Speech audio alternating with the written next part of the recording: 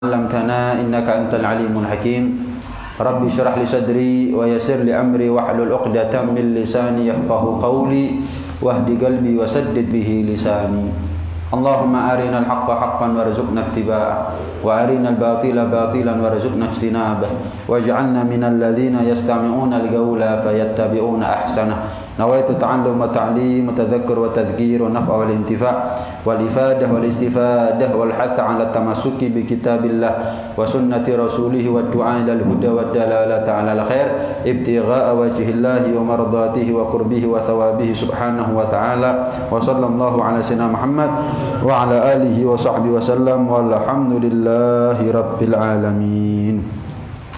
Assalamualaikum warahmatullahi wabarakatuh. Waalaikumsalam warahmatullahi wabarakatuh. Alhamdulillah, alhamdulillah. Senantiasa kita banyak bersyukur kepada Allah Subhanahu wa taala atas segala limpahan nikmat, limpahan anugerah dan karunia yang Allah berikan kepada kita semuanya. Mudah-mudahan setiap nikmat zahir Allah sempurnakan dengan nikmat batin. Nikmat dunia Allah sempurnakan dengan nikmat akhirat. Nikmat hidup, nikmat panjang umur, nikmat sehat, nikmat bernafas Allah sempurnakan dengan akhir husnul khatimah buat kita semuanya. Amin Allahumma amin. Amin ya rabbal alamin. Dan termasuk di antara nikmat yang Allah berikan kepada kita yaitu nikmat menjadi umat Nabi Muhammad sallallahu alaihi wasallam.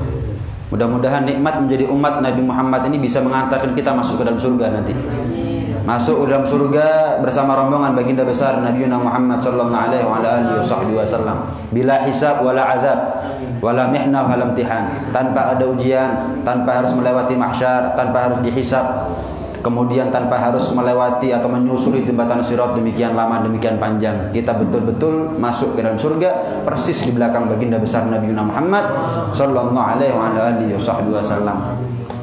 Kalau kita baru saja berdoa seperti itu, tentu doa itu butuh diupayakan, butuh untuk diusahakan. Doa tanpa usaha itu adalah mimpi. Kita ini menjadi umat terbaik, umat Nabi Muhammad SAW, karena punya beberapa sifat. Kita ini menjadi umat terbaik karena Allah sifati kepada kita beberapa hal, beberapa sifat. Allah Subhanahu wa taala berfirman dalam Al-Quran, kuntum khaira ummatin ukhrijat linnas ta'muruna bil ma'ruf wa tanhauna 'anil munkar wa tu'minuna billah. Kita ini menjadi umat terbaik bukan hanya karena kita ini beriman kepada Allah, beriman kepada Rasulullah, beriman kepada Al-Quran misalnya. Enggak. Kita ini bukan hanya beriman kepada Allah, tapi kita sepatutnya untuk membuktikan diri bahwa kita ini juga harus mau terjun dalam beramar ma'ruf nahi munkar. Kuntum khaira ummatin ukhrijat linnas ta'muruna bil ma'ruf wa tanhauna 'anil munkar. Kita menjadi umat terbaik itu manakala kita mau beramar ma'ruf nahi munkar wa tu'minuna billah, sebagai bukti akan keimanan kita kepada Allah Subhanahu wa taala. Bahkan dalam ayat yang lain Allah menyeru kepada kita, wa takum minkum ummatu yad'una ilal khair wa ya'muruna bil ma'ruf wa yanhauna 'anil munkar. Hendaknya lah kalian itu menjadi umat yang mengajak kepada kebaikan, yad'una ilal khair, mengajak kepada kebaikan, wa ya'muruna bil ma'ruf wa yanhauna 'anil munkar, dan juga harus mau untuk beramar ma'ruf nahi munkar. Kita ini sering hadir sholawat. Mungkin setiap hari kita punya rutinitas sekian ratus di dalam menghaturkan salawat dan salam kepada junjungan kita Nabi besar Muhammad sallallahu alaihi wasallam. Pertanyaannya, dari sekian banyak majlis yang pernah kita hadiri, dari sekian banyak salawat yang sudah pernah kita istiqomahi, adakah sampai detik ini sekali saja kita pernah ketemu sama Rasulullah sallallahu alaihi wasallam? Sholawat ini bukan main-main sebetulnya. Ibadah yang luar biasa nih sholawat. Tapi setiap ibadah akan bernilai rugi kalau ada kewajiban yang kita tinggalkan. ibarat orang pakai baju tapi nggak pakai celana. Sholawat tapi ada kewajiban yang ditinggalkan. Pakai baju tapi nggak pakai celana. Rugi dong. Percuma dong. Sia-sia dong. Kapan dia pakai baju nggak pakai celana? Maksudnya gimana, Bib? Kita ini hadir majelis kemana-mana bagus. Setiap hari ratusan sholawat kita baca bagus. Kita ini setiap Kamis baca Burda. Nanti di hari yang lain baca Simtud Duror. Nanti di kampung baca Diba. Masya Allah luar biasa kita ini. Cuman kok nggak pernah ketemu sama Rasulullah? Mimpi ya. Pisan ya. Kok nggak pernah ya? Karena mungkin ada kewajiban yang kita tinggalkan. Apa itu? Beramar ma'ruf nahi munkar. Al-Habib Ali bin Muhammad Al-Habsyi mengatakan, "Masyi yasur qalban Nabi sallallahu alaihi wasallam mithl nashr ilm wa tablighihi wal amal bih." Tidak ada sesuatu yang paling bisa membuat senang, paling bisa membuat bahagia, gembira perasaan Rasulullah sallallahu alaihi wasallam lebih daripada manakala kita menyebarluaskan ilmu yang diwariskan oleh Rasulullah. Berdakwah, memberikan nasihat kepada orang lain, wal amal bih, dan mengamalkannya tentunya. Bahkan beliau dalam kesempatan yang lain juga mengatakan, ya, ad-da'wah ilallah, ad-da'wah ilal khair, ruknun min akbar rukun lil ittisal bil habib sallallahu alaihi wasallam. Menyeru manusia untuk berbuat baik itu adalah merupakan paling kuatnya rukun untuk bisa membuat kita sambung kepada Rasulullah SAW. Paling kuatnya tali yang kalau kita berpegangan dengannya nggak mungkin putus. Untuk apa? Untuk bisa kita sampai kepada Rasulullah SAW. Apa itu? Dakwah. Dakwah itu wajib. Dakwah itu wajib hukumnya. Beramar ma'ruf nahi munkar hukumnya adalah wajib. Ya.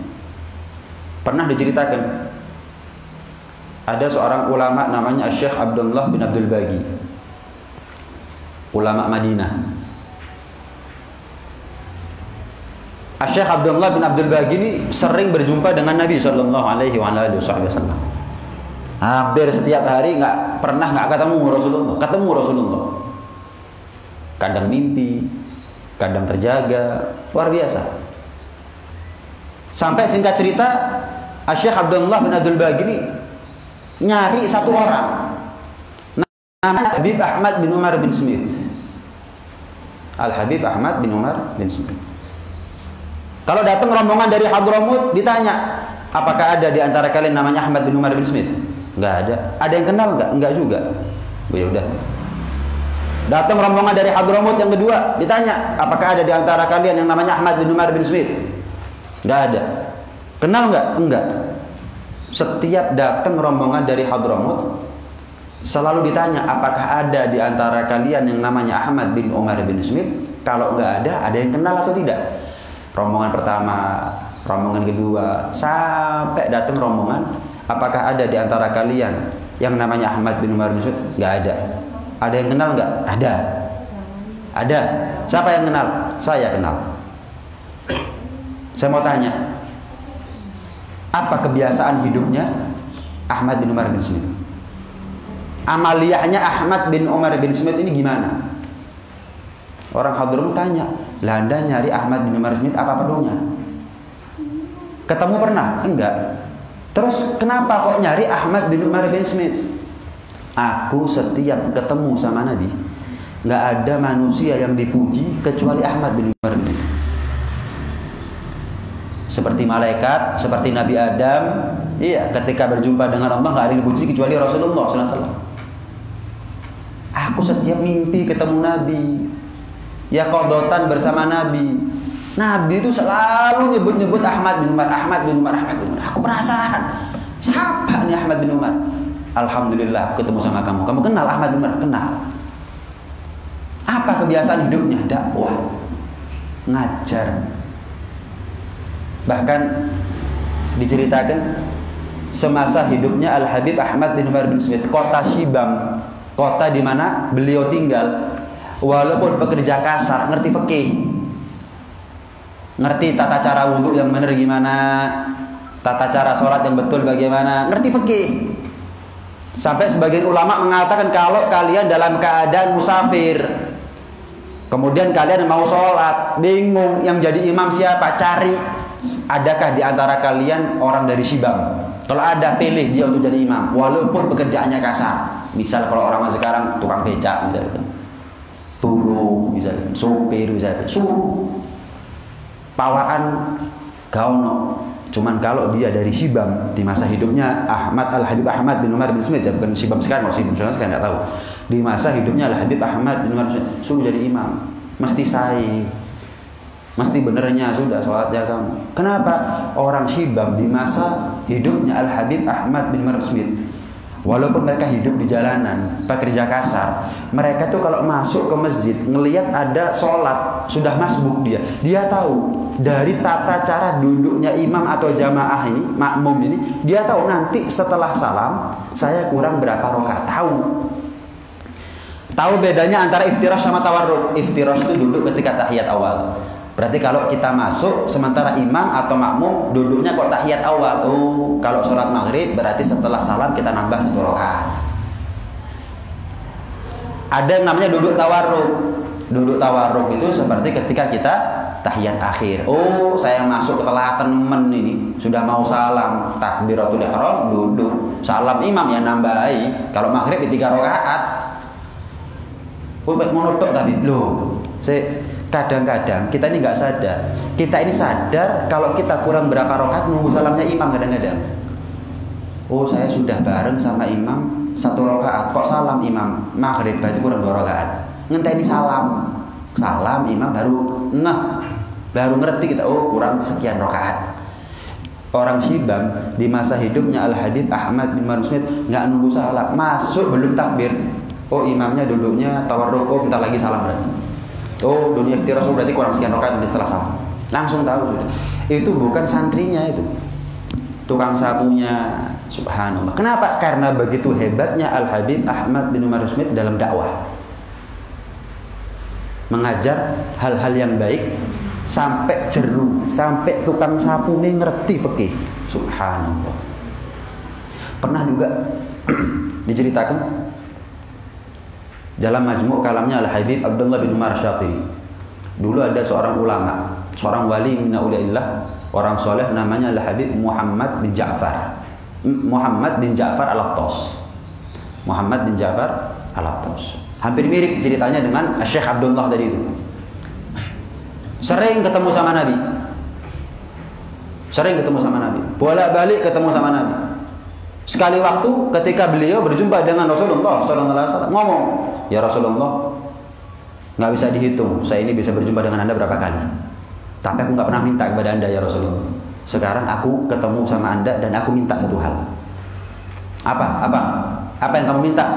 Wahai anakku, wahai cucuku, Muhammad bin Ja'far, aku ingin mendapatkan foto.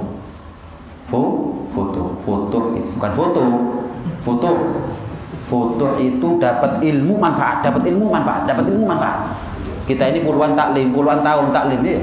Puluhan tahun taklim, belajar, ngajar. Ya, jenengan belajar, saya ngajar puluhan tahun misalnya. Kadang-kadang ya oleh didik. Ya, kenapa? Hatinya masih kotor. Contoh. Misal kita kan sudah bolak-balik belajar tentang bagaimana kita ridho dengan takdirnya Allah. Sudah bolak-balik belajar tentang bagaimana harusnya kita ini sabar. Sekalipun menghadapi orang yang jahat kepada kita, ya bolak-balik ya. Misal nggak ada angin, nggak ada apa-apa, nggak ada salah, nggak ada apa-apa. Tahu-tahu kita dikampleng orang depan. Ya bagaimana? Gelut kan mau betul. Enom kan gelut ya. Oh, boy, salah enggak? Karena angin, karena apa? Kampleng aku. Ketemu baru sekali, dikampleng aku. Urusan ini lah. Apa perlunya kita ngajar, apa perlunya kita belajar kalau hanya bisa membalas kejahatan dengan kejahatan. Ini gambaran contoh bahwa kita ini belajar, kita ini ngajar, tapi karena hati ini masih kotor, manfaatnya itu sedikit. Bukan nggak ada manfaat, ada tapi sedikit.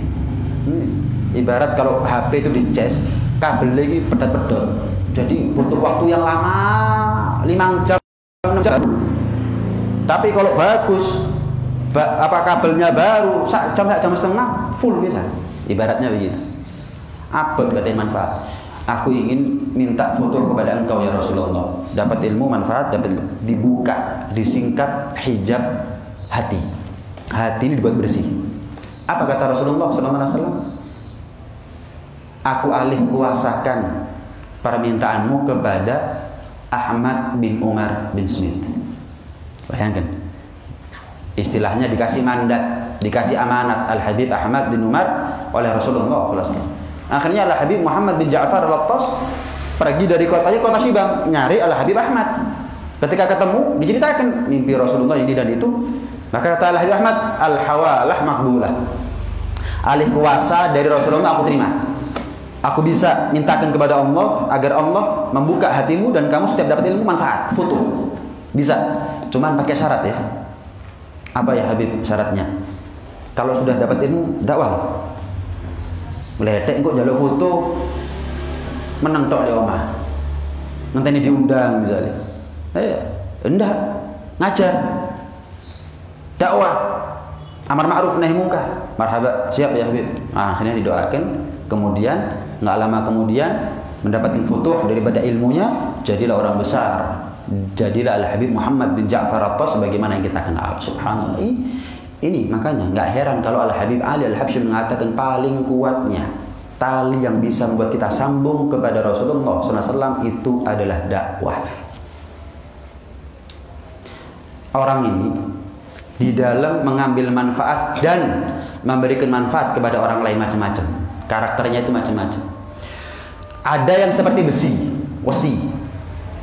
Besi itu kalau dikasih air nggak bisa ngambil manfaat, nggak bisa nyerap, juga nggak bisa ngasih manfaat.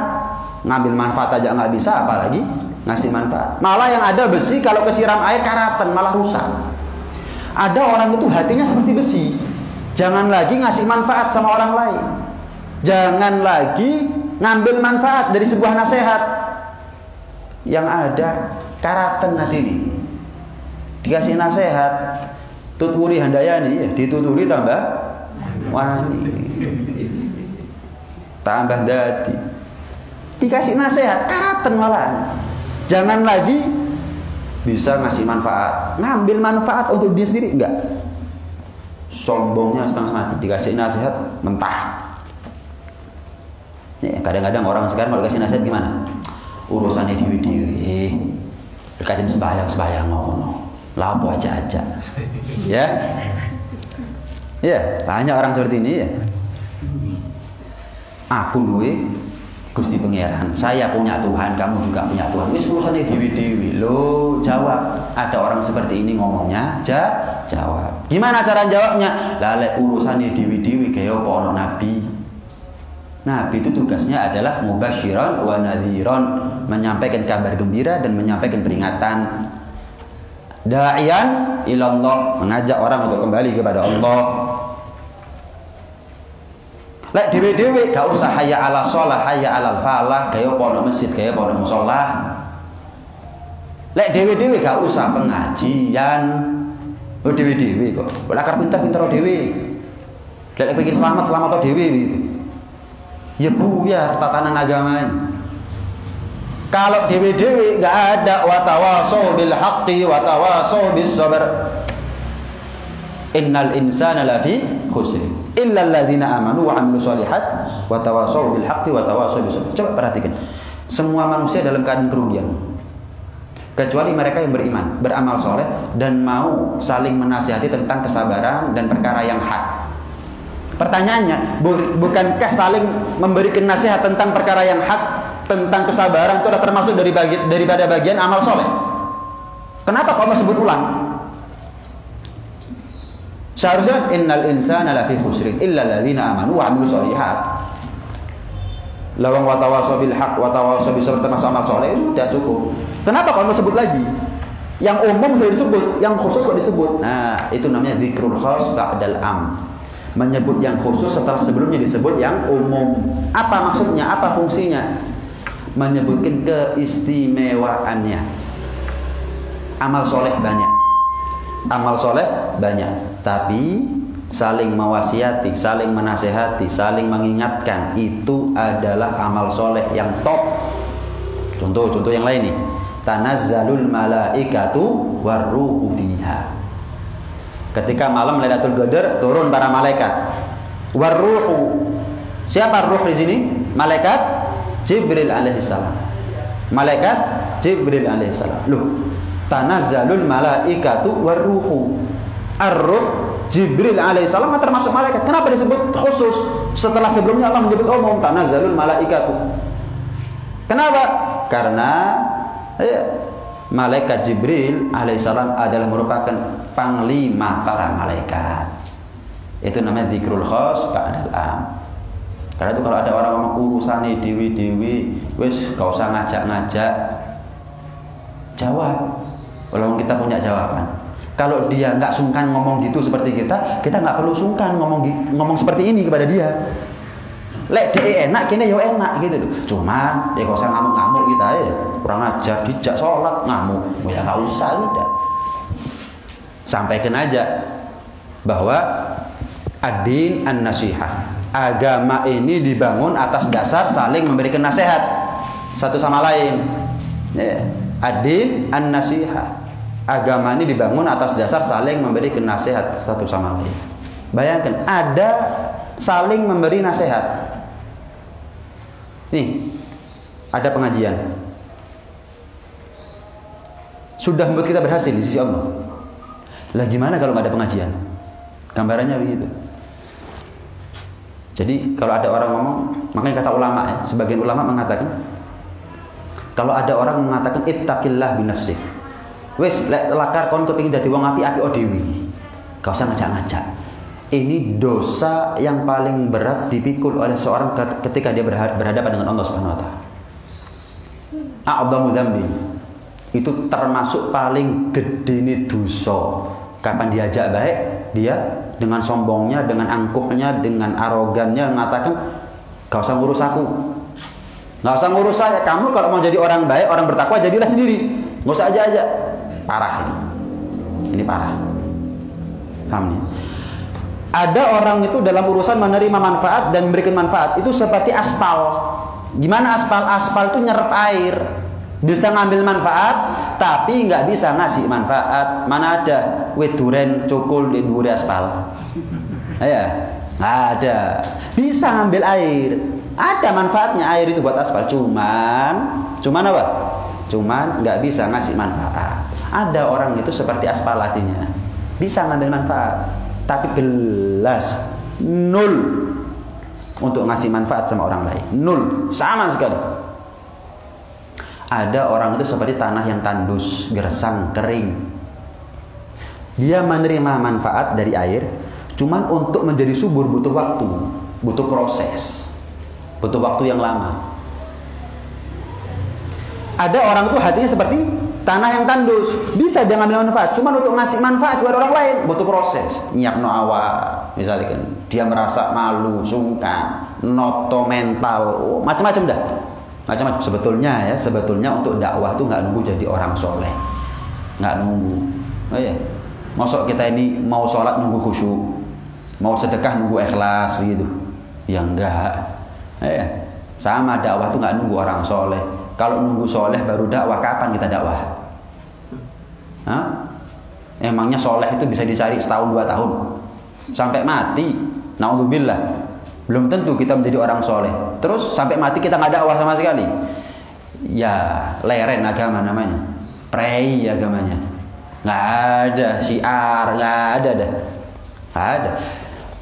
Dakwah kewajiban A, menjadi orang soleh kewajiban B. Tidak menjadi syarat satu sama lain.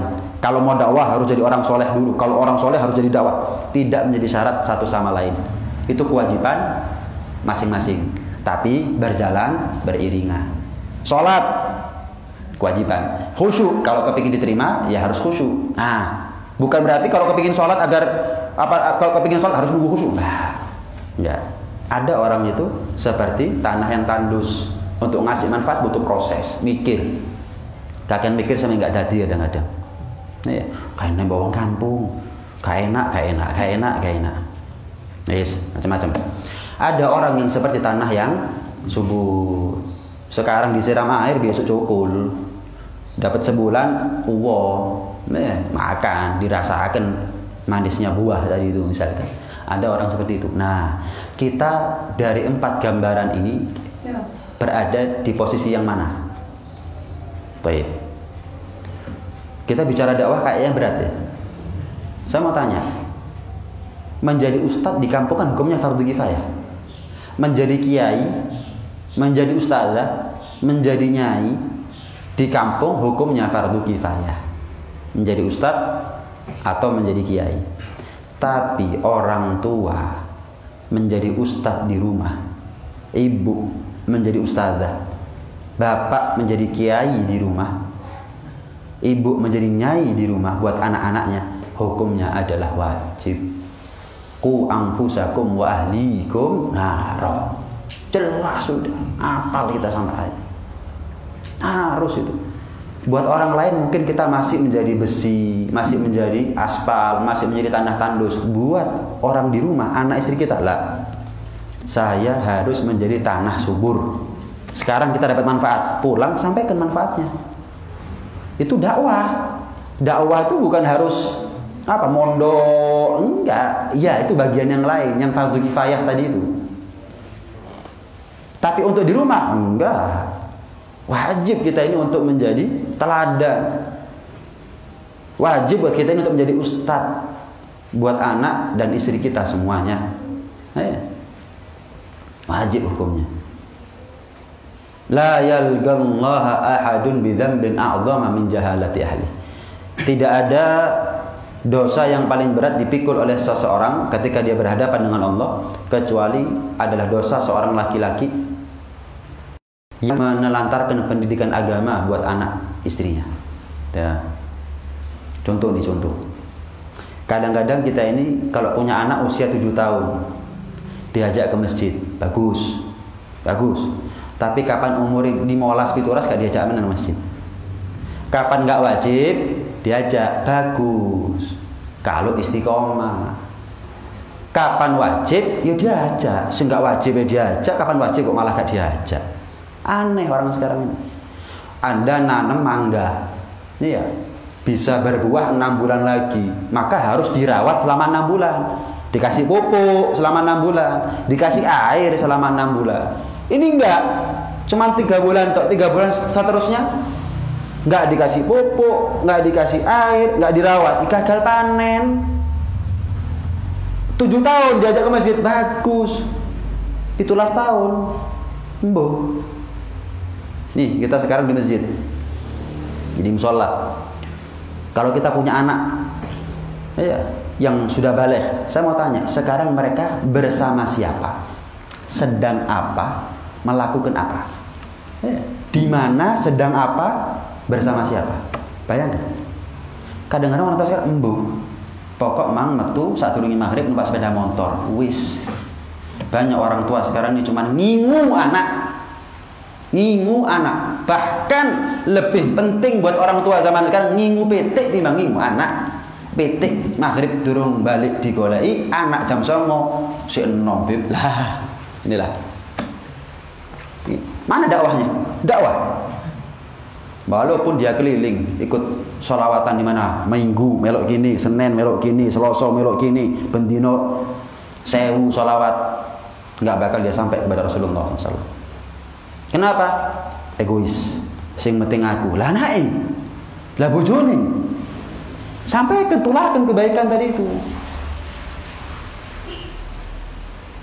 Sepeda motor, mobil baru kita beli, kalau ada orang yang ngotek-ngotek curiga kita. Maling. Anaknya perempuan dikonceng wong lanang gak curiga belas. Berarti kan mobil buat dia lebih mahal daripada anak perempuannya. Carno bib jenenge arek enom. Terus apa lek arek enom? Gak digodho setan lho. Terus apa lek arek enom? Apa? Maksudnya Carno bib jenenge arek enom. Jarene saya bingung gitu loh sama ucapan seperti ini, bingung. Jawab apa mbek wong kok ngene kira. Carno bib arek enom. Apa? Maksudnya itu apa? Saya enggak tahu. Kadang-kadang gak apa-apa bib dhisik aku yang ngono. Loh, orang tua itu wajib nularkan keburukan apa kebaikan? Jarno Beb aku dhisik ya ngono. Loh, ya apa sih? Alhamdulillah Beb dhisik aku masih koyo ngono, saiki koyo ngene. Loh, anakmu pasti begitu. Lalek menikmati. Dalam keadaan begitu, belum menjadi seperti kamu. Apa? Awwalu ma yata'allaqu birajuli yaumal qiyamah ahlu auladu. Yang pertama kali nuntut kita nanti di akhirat bukan orang yang di masa hidupnya kita benci sama kita, anaknya kita.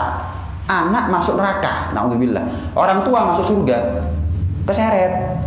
Orang tua, keseret orang tua. Anak umur 10 tahun nggak bisa baca, nggak bisa nulis, nggak bisa ngitung, malu nggak bisa ngaji. Cilik Bib. Ya Pak. Ada alasan itu ada, tapi hanya dari lahir, alasan itu dari logika. Anak bolos sekolah, ngamuk orang tua. Anak bolos sholat, ojo maneh ngamuk ditakoki bendina ping 5 kata. Padahal sholatnya 5 kali. Subuhmu udah endi, zuhurmu udah endi, asarmu udah endi, maghribmu udah endi, enggak ada. Takok lu orang meneh ngamuk. Itu orang tua sekarang. Masih orang tua nih kadang-kadang ahli sholawatan, ahli pengajian, ahli di masjid, ahli berjamaah, ahli poso Senin Kemis, ahli tahajud, ahli. Hati-hati, itu jebakan setan, jangan-jangan. Yo, ibadah. Tapi kita dibuat lalai oleh setan untuk perhatian sama anak. Wirid diwaca kabeh. Sholawat sekian ratus, istighfar sekian ratus. Wah, masya Allah. Tapi kita memang sengaja. Yo. Tapi kita dibuat cok iling dengan anak. Jangan sampai kamu ingat dengan anak. Itu gambarannya. Anak ngerusak sepeda motor, ngamuk ngamuk kita. Ya apa nak? Hilang misalkan sepeda motor, ngamuk kita. Kok iso Pak lali kuncinya nyantol. Wah, ngamuk sudah. Kalimat yang enggak pantas keluar semua. Lo goblok aja ini. Ngamuk. Anaknya kehilangan akhlak. Malah yang ngasih fasilitas orang tuanya. Nah, ini HP-nya, ini WiFi-nya, ya ini game-nya. Loh, saya ngomong ini bukan kenyataan dah. Kenyataan. Titik dah. Oke.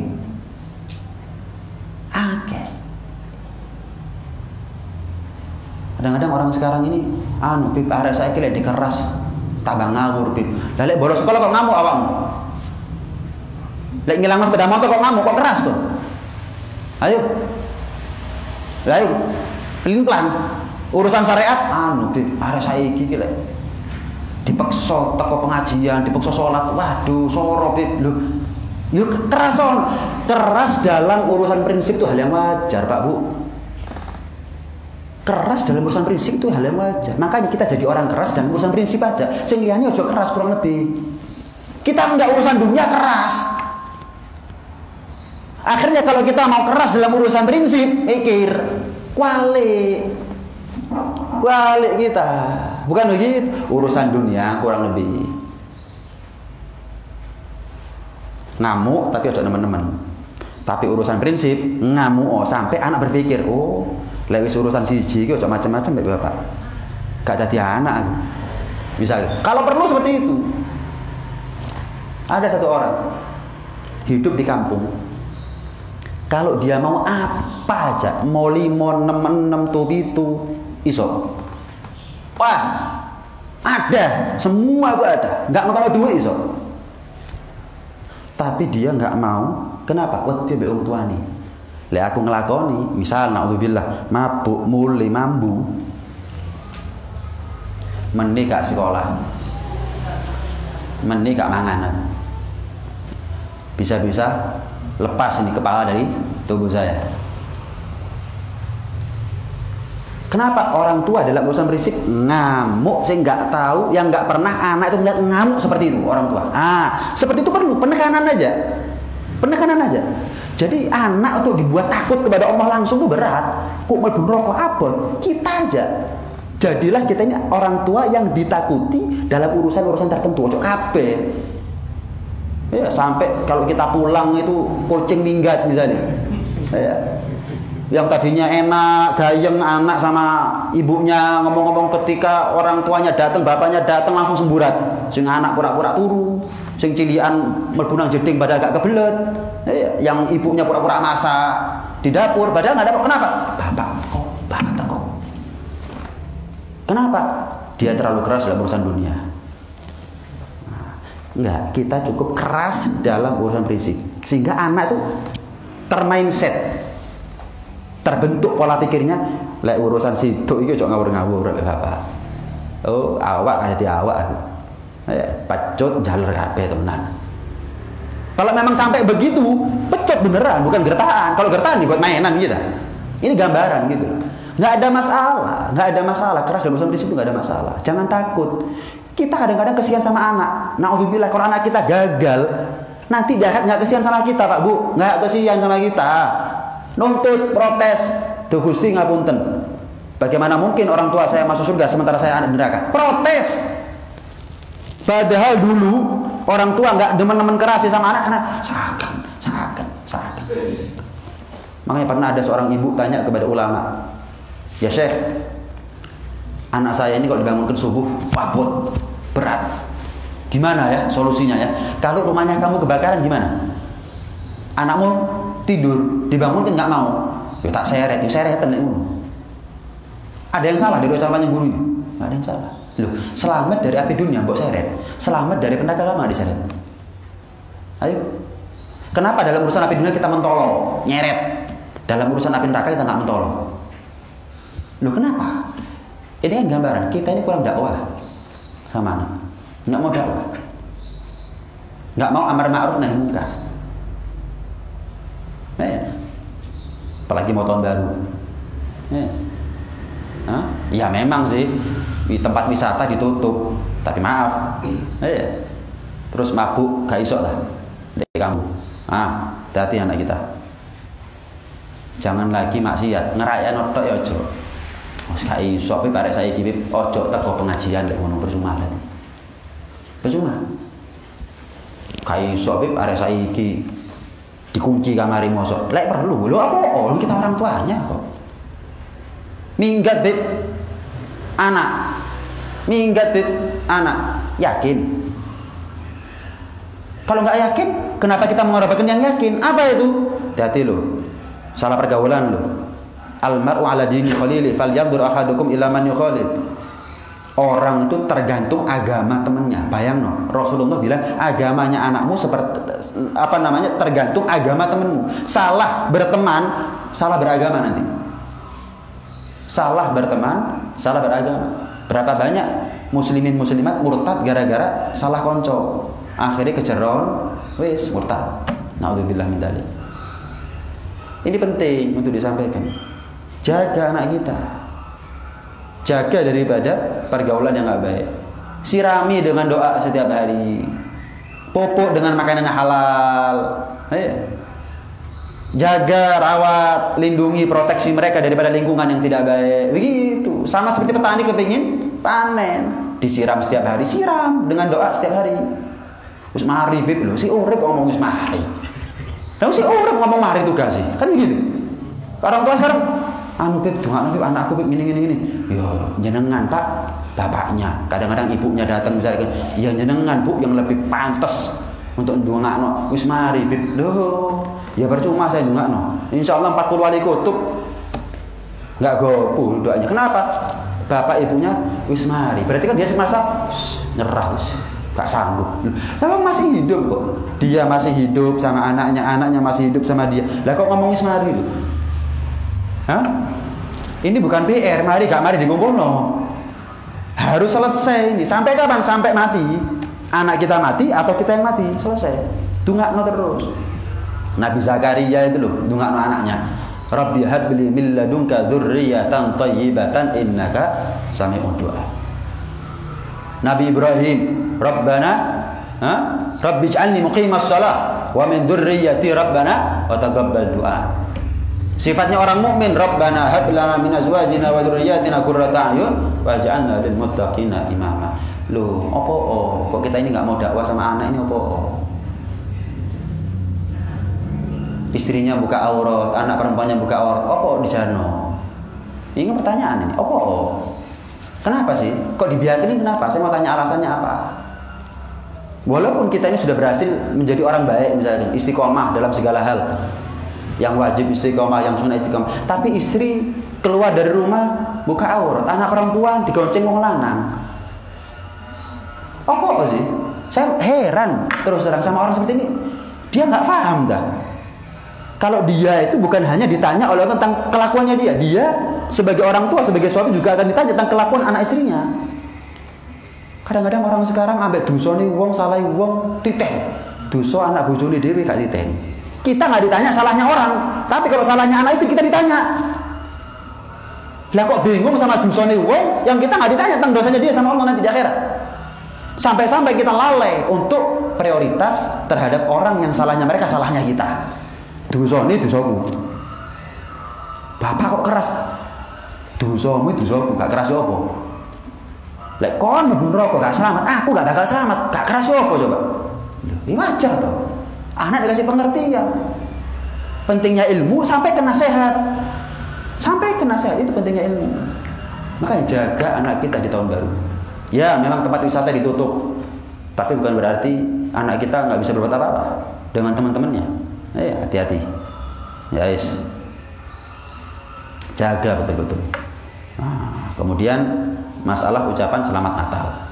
Saya mau menyampaikan beberapa hal. Pertama, jangan main-main sama ucapan. Jangan main-main sama ucapan. Agama Islam ini dibangun di atas ucapan. Syahadat itu ucapan. Fatihah dalam sholat. Kalau nggak ada Fatihah dalam sholat, nggak sah sholatnya. Fatihah itu ucapan bacaan. Ini sholawat, istighfar, ucapan bacaan. Akad nikah. Apa bedanya orang zina sama orang kawin? Nikah, nggak ada bedanya. Tapi kenapa orang yang zina terancam resiko penyakit aneh-aneh? Tapi orang kawin bolak-balik kawin nggak perlu. Tapi akad, kok nggak ada? Satu pun mulai dari zamannya Nabi Adam sampai nanti kiamat. Nggak satu pun nggak ada. Ini gara-gara bolak-balik kawin kena penyakit macam-macam. Nggak ada. Kenapa? Apa yang bedakan? Proses hubungan suami istrinya? Enggak. Apa yang bedakan? Akad. Makanya Rasulullah bilang apa? Wastahlaltum furujahunna bi kalimatillah. Kamu halalkan istrimu dengan kalimatnya Allah. Dengan kalimatnya Allah. Sakti ibaratnya. Kamu halalkan kehormatan istrimu dengan kalimatnya Allah. Akad nikah, ijab dan qabul. Sakti ijab dan qabul itu. Bolak-balik rapi, selamat, gak kena apa-apa. Paling dirasani uang menodok. Tapi kalau zina sekali dua kali wes. Yang ini, yang itu, yang ini, yang itu. Waliyadzubillah min dzalik. Akad nikah itu. Ucapan akad nikah itu. Nah, selamat Natal. Jangan main-main. Dalam ngomong, Bib, atilah ora, Bib. Loh. Kamu pakai logika, pakai ilmu kalau ngomong. Jangan pakai logika, pakai ilmu. Urusan keimanan. Saya mau tanya. Kalau kita merayakan hari lahirnya Nabi Muhammad alias Maulid, kita butuh nggak sama ucapan selamatnya orang non Muslim pada kita? Selamat ya, selamat Maulid, selamat hari lahirnya Nabi Muhammad. Butuh nggak kita? Enggak. Ketahuilah mereka juga nggak butuh sama ucapannya kita. Lah apa bingung itu? Oh mayu wong gak kobongan belum golek banyu iki lha apa? Rumahnya orang nggak kebakaran, bengak-bengok. Kobongan, kok mayu sapa sing kobongan nih? Kenapa kita ini bingung dek jeruk? Mereka nggak butuh sama ucapannya kita. Memang iya, sebagaimana kita nggak butuh kepada ucapan selamatnya mereka kalau kita merayakan hari Lebaran, hari Maulid, kan ada biasa-biasa saja. Terus lagi ngucapnya bentrok dah, perang dah. Selama ini kita perang dah, enggak kan? Mbah Hasyim Asy'ari itu loh, Mbah Hasyim Asy'ari itu hidup di zamannya Belanda. Butuh-butuhnya orang mungkin untuk pura-pura baik dengan ucapan selamat Natal. Gak pedot gulu gak apa-apa, yang penting ucapan selamat Natal. Mbah Hasyim Asy'ari. Ada orang sekarang mengaku mengikuti Mbah Hasyim Asy'ari, lah kok kelakuannya gak bodoh. Padahal hidup di zaman yang aman, gak dijajah Belanda. Kok aneh? Kok ngotot gitu loh. Apa sih lek ngucapne kok apa? Kok ngotot ngucapne apa? Paham ya? Jadi yang merusak Islam itu bukan non Muslim, yang merusak Islam itu ya kita sendiri, orang-orang munafik. Orang-orang munafik. Sekarang kalau kita ngerayakan Maulid, mereka ngucapkan sama kita? Enggak, kamu ucapkan. Lah kok kene bingung balas budi itu. Mereka mengucapkan apa-apa sama kita kok. Iya. Semalam saya lewat Masjid Jami'. Agak malam. Semalam hari apa? Hari Kamis. Ya. Pulang dari rumah Abah kurang lebih jam 10 dari Sulfat. Lewat Masjid Jami'. Iya. Ada orang baju loreng-loreng. Ono pengajian dah. Lali aku lek malam Natal. Iya. Pengajian di Buyarno, di Joko. Saya nggak nyalahkan oknum ya, saya bilang ya. Bukan saya ngomong organisasi. Mosok nyalahno koruptor, nyalahno bangsa Indonesia. Polisi ada yang maling, nyalahno polisi nih ya ndak. Pikiran picik itu namanya. Saya nggak ngomong organisasi. Saya ngomong individu. Tapi yang jelas, yang di atas kenapa diem? Itu aja. Bapaknya dulu aneh kok gini kok menang. Kok malah dikongkon kadang-kadang. Ini apa tidak ngerusak organisasinya? Ngapunten saya sebut NU. Apa nggak rusak NU? Rusak NU. Dipikir bahasa beribu. Nanti di akhirat sebelum kamu tanggung jawab sama Rasulullah, kamu tanggung jawab sama Mbah Hashim. PN mari ngono. Ayo. Ketemu Mbah Hashim. Munafik. Menjadikan kendaraan saja nih, organisasi cuma dijadikan kendaraan, tapi tujuannya duniawi.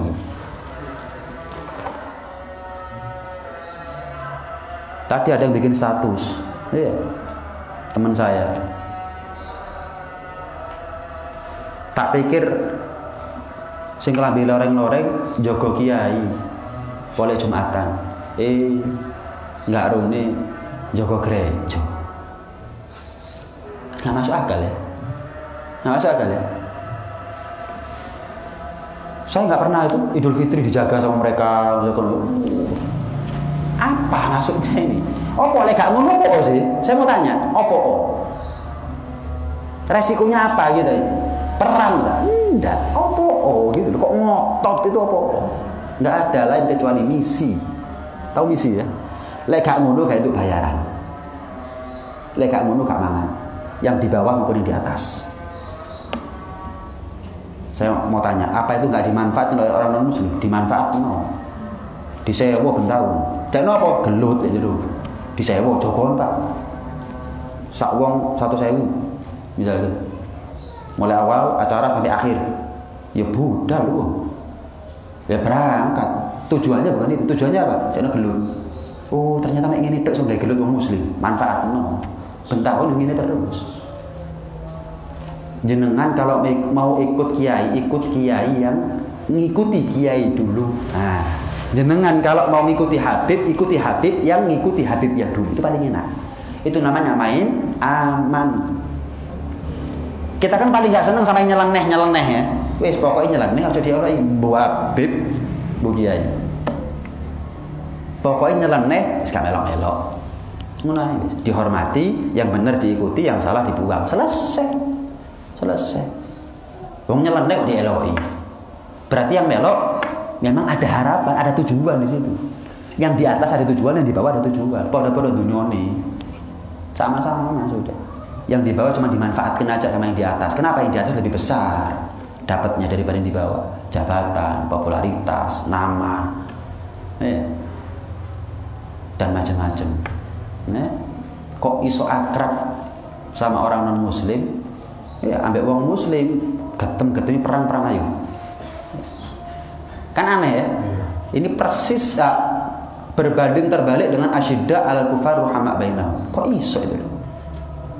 Contoh nih ya, ada organisasi yang misal katanya, saya nggak tahu, saya nggak jeru, ingin merubah ideologi bangsa. Diobong genderoi, lapor nanti perangan. Iso. Badan sholati podo 5 rakaat ini. Kenapa sih orang seperti kok nggak dianggap seperti orang sakit? Diwarasno, bukan dibinasakan. Lah wong loro kok dipateni. Oh, berarti perang apa? Show of power, show of force, nunjuk kekuatan apa?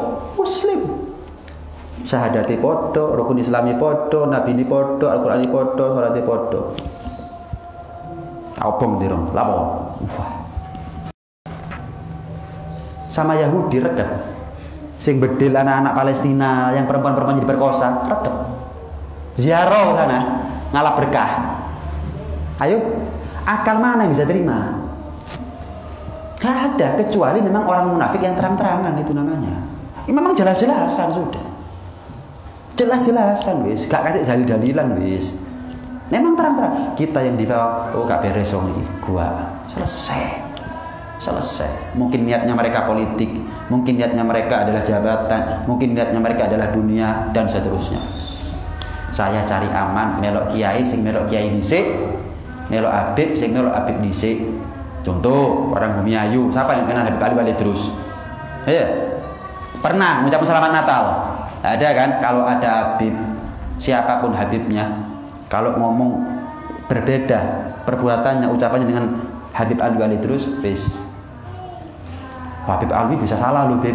Terus Habib sing anyaran iso gak ono salah itu.